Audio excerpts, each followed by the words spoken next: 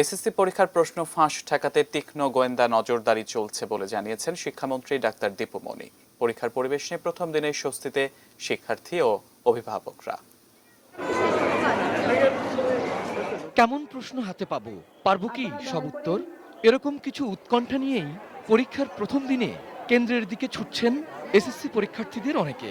রাজধানীর আশকোনায় বঙ্গমাতা শেখ ফজিলাতুন্নেসা সরকারি মাধ্যমিক বিদ্যালয় কেন্দ্রে নির্ধারিত সময়ের মধ্যেই পরীক্ষার্থীদের প্রবেশ।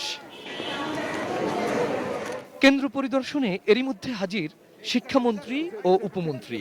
পরীক্ষা শুরুর আগেই হল পরিদর্শনে তারা। উদ্দেশ্য পরীক্ষার্থীদের মনোসংযোগে ব্যাঘাত না ঘটানো। এমনকি সংবাদ সম্মেলনও সেরে ফেলেছেন। সেখানে শিক্ষামন্ত্রী বলেন, প্রশ্ন ফাঁস ঠেকাতে গত বছর নেওয়া উদ্যোগ এবার আরো জোরদার।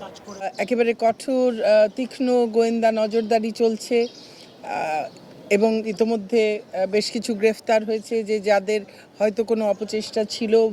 অনেক অভিভাবকই জানিয়েছেন, পরীক্ষা শুরুর আগের রাতেও প্রশ্ন ফাঁসের গুঞ্জন শোনা যায়নি, তাই তারা সন্তুষ্ট। তবে প্রশ্ন ফাঁসের গুজব যাতে সোশ্যাল মিডিয়ায় ছড়িয়ে না পড়ে সে বিষয়ে ব্যবস্থা নেওয়ার আহ্বান তাদের।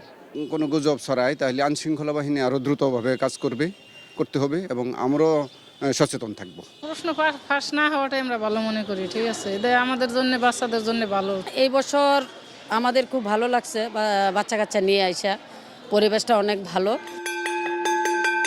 টানা 3 ঘন্টা কেটে যাওয়ার পর কেন্দ্র থেকে বেরিয়ে আসতে থাকে পরীক্ষার্থীরা। সব উদ্বেগের অবসান। আগে একটুখানি ভয় ভয় লাগছিল, বাট পরীক্ষা দেওয়ার পরে তখন এখন আবার একটু ইজি। প্রশ্ন ভালো হয়েছে, কমন পড়ছে, পারছি ভালোই। কেন ভালো লাগে? গ বিভাগ উপন্যাসের 9 নাম্বার প্রশ্নটা, কারণ হচ্ছে উপন্যাস পড়তে সবসময় ভালো লাগে, ওটা অ্যান্সারও সবসময় বড় করে ঠিকভাবে অ্যান্সার করা যায়। এবার 3497টি কেন্দ্রে এসএসসি পরীক্ষা দিতে বসেছে 21,35,000 শিক্ষার্থী, যেখানে ছাত্রছাত্রীর অনুপাত প্রায় সমান। একে আজাদ, এটিএন নিউজ, ঢাকা।